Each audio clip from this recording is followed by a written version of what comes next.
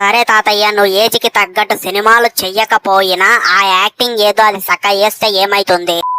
Hello friends, అందరూ ఎట్లున్నారు? మంచిగా ఉండరా లేదా అనేటువంటిది డెఫినెట్లీ కింద కామెంట్ సెక్షన్ లో చెప్పండి. ఇక సొల్లు పోకు టాపిక్ ఆపద్దంగి వీడియోలో గాని వెళ్ళిపోయినట్లయితే మన చిరంజీవి తాతయ్య అసలు ఏం చేస్తుండో, ఏం సినిమాలు తీస్తున్నాడు ఆయనకే అర్థమైతే లేదు. అడ్డమైనటువంటి సినిమాలు తీసుకుంటైతే వెళ్ళిపోతున్నాడు ఫ్రెండ్స్. సరే, కంటెంట్ అన్న సినిమాలో ఉంటుందా, యాక్టింగ్ అన్నా మంచిగా చేస్తాడా అంటే తనకన్నా చిన్న ఏజ్ ఉన్న హీరోనీలు ఉంటారు కదా, రొమాంటిక్ సీన్లు ఉన్నప్పుడు మాత్రమే దాంట్లో అయితే మంచిగా పర్ఫార్మెన్స్ అయితే చేస్తాడు అన్నమాట. ఇక మిగతా సీన్లలో మాత్రం యాక్టింగ్ గా తొక్క ఏది చెయ్యకుండా 70-80 కోట్లు రెమ్యునేషన్ తీసుకొని మన చిరంజీవి తాతయ్య లాగానే సేమ్ అలాంటి బాడీ డబల్ డోబ్ యాక్టర్ తోటైతే మిగతా సీన్లలో మాత్రం అంటే ఇప్పుడు కష్టమైనటువంటి సీన్లు ఉంటాయి కదా, అలాంటి సీన్లు వచ్చినప్పుడు మన తాతయ్య మంచిగా ఒక సోఫాల పానీపూరి తినుకుంటా మంచిగా ఎంజాయ్ చేసుకుంటా అయితే అందులో కూర్చుంటాడు ఏసీ రూమ్ లో. ఇక ఆ కష్టమైనటువంటి సీన్లు మొత్తం ఆ డోబ్ యాక్టర్ తోటి చేపించి ఓ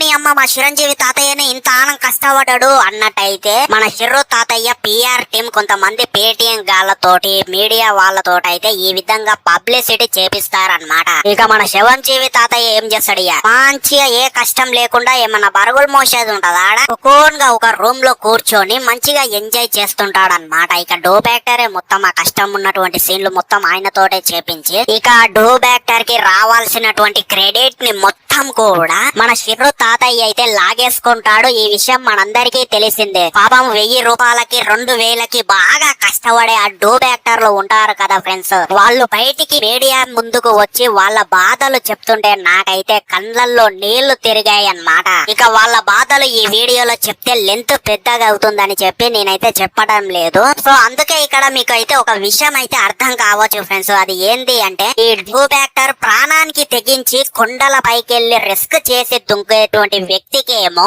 1000 రూపాయలు 2000 ఏ కష్టం లేనిటువంటి వ్యక్తికేమో 70-80 కోట్లు రెమ్యునేషన్, మళ్ళా ఏసీ రూమ్, మళ్ళీ అలాగే మంచి మంచి తిండి. సో దీన్ని బట్టి మనం అయితే అర్థం చేసుకోవచ్చు ఫ్రెండ్స్, సినిమా వాళ్ళు ఆడేటువంటి గేమ్ ఏ విధంగా ఉంటుందో అదే విధంగా ప్రజలని ఈ హీరో చేశాడు, ఈ హీరో ఇంత ఆనం కష్టపడ్డాడు అన్నట్టయితే పబ్లిసిటీ చేస్తారు. అదే విధంగా స్టేజ్ మీద వచ్చి అయితే గప్పాలైతే మింగుతారు. ఇక ఈ విషయం మీ అందరికీ తెలిసిందే, నేను ప్రత్యేకంగా చెప్పనవసరం లేదు అనేటువంటిది అయితే నేనైతే అనుకుంటున్నాను. ఇక ఈ 2026 సంక్రాంతికి వచ్చినటువంటి సినిమాలలో ఏవైనా బాగున్నాయి అంటే అనగనగా ఒక రాజు సినిమాకైతే నిన్ననే వెళ్ళానన్నమాట. సినిమా అయితే బాగుంది. ఈ శివశంకర వెర్రి ప్రసాద్ క్రింజ్ సినిమా కంటే ఇక నెలకు ఒక సినిమా తోటి వచ్చేటువంటి మన రవితేజ అన్నయ్య భర్త మహాశేయులకు సినిమా కంటే ఈ సినిమాని చాలా అంటే చాలా బాగుంది ఫ్రెండ్స్. మీకైతే ఖచ్చితంగా నచ్చుతాదని చెప్పి నేనైతే అనుకుంటున్నాను. ఫ్యామిలీ తోటి వెళ్ళండి, ఎలాంటి అడల్ట్ కంటెంట్ అయితే ఏం లేదు. అండ్ ఇక ఇలాంటి చిన్న సినిమాలను అయితే మనం అయితే సపోర్ట్ చెయ్యాలి ఫ్రెండ్స్, ఎందుకంటే తక్కువ బడ్జెట్ తోటి వచ్చి అది కూడా 50 రూపాయలు టికెట్ రేటు ప్రైజెస్ పెడుతున్నారు. సో ఈ సినిమాలకే కదా మనం సపోర్ట్ చేసేది. సో అందుకే వెళ్లి చూడమంటున్నాను. అదే విధంగా 100,000 కోట్ల రెమ్యునేషన్ తీసుకునే హీరోలు